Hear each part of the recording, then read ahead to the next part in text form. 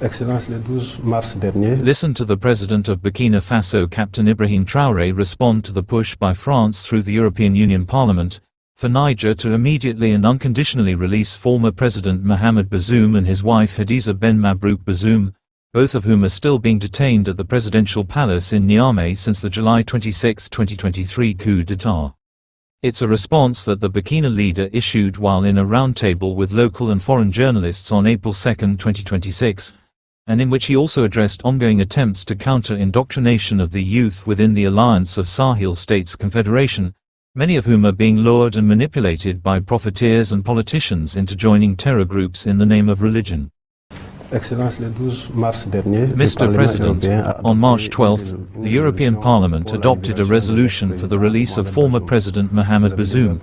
You haven't issued a press release, but does this constitute interference in the affairs of the Confederation? Inevitably, it is interference in Niger's affairs. Does Niger belong to the European Union? They just need to stay quietly at home. We seem to have interfered in their Bazoum affair. Is he Nigerian or is he from the European Union? Let them tell us if it is an agent they placed, who is not Nigerian, and who came for a mission. Let them tell us if we are going to return their money. We will see what we are going to do before returning it or not. This has to stop now. People need to stop behaving as if we were in the time of colonization, and that is also what we are denouncing and fighting against with many African leaders. And look at us. Even the African Union doesn't belong to Africans. They are dictated. They do what they are told to do. They are told to make such and such a statement, and they do it. Even the African Union building, you know, wasn't built by Africans. We are not ashamed. And when we show them that attitude, they will continue to behave like that. The European Union Parliament should take care of the problems of the European Union. Are the people there not suffering? The peasants are suffering there. You can see it. They beat their peasants in the streets, and with bizarre agreements, they can no longer even survive. People are committing suicide there. But mind your own business. Fight against your oligarchies that are impoverishing your people. Instead of coming here to say that they will no longer have energy from Africa. In any case, if it's from our country, we'll fight to make sure there's nothing of theirs left here. If you wish, you can come and cooperate properly. If it's to come and plunder us here, never. That's what the battle is about, its energy, uranium, oil, and even our gold. That's the battle.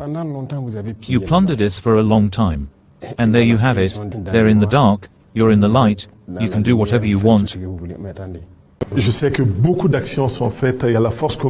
know that many actions are being taken. There is the common force that you spoke of, but Mr. President, wouldn't it be time today for us to look at the confederal level and this process of doctrinal dialogue in order to detoxify all these young people who are being indoctrinated, while deep down we are being duped, but these terrorists are not religious as such. Yeah, it takes work. But we ourselves try to communicate a lot about it so that young people understand.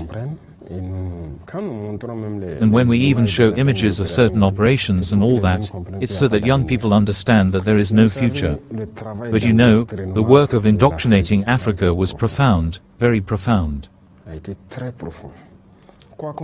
Whatever people say, there are plenty of young people joining these terrorist movements in the name of the religion. That's an undeniable reality. If we miss it, if we don't tell ourselves this truth, we will have failed. So we need to get even religious leaders involved in the work. Here we have put people on a project of alternative discourse, and we are going to correct it. We are going to impose a discourse. This is what must be preached everywhere, because extremism is dangerous, and it is extremism that leads people to join this kind of movement. C'est l'extrémisme qui amène les gens à rentrer dans ce genre de mouvement. There are many there who believe in it. You once said, I did the groundwork, today only those are on the ground. The reality is this, you cannot destroy a terrorist base without finding Quranic books. For what?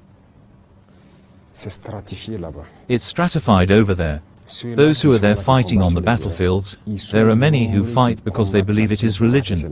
That's what they say, and their leader indoctrinates them for that. The imams come from all over, you know, to preach in the bush there to indoctrinate them in the direction of religion and make them understand that the others are unbelievers, they must be killed. And that's it, they have those books in the bush, they read about migrant suspicions, they must be killed. But their leaders know and they are well off. Very often they are people who do everything that is contrary to what religion itself says.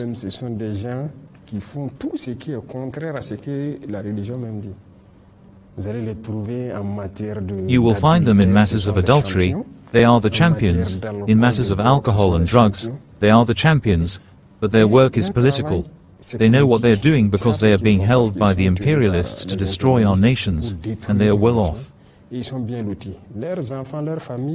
Their children, their families are well looked after somewhere, but they will indoctrinate those I call the ignorant, those who hold the weapons there, and they really believe that it is religion.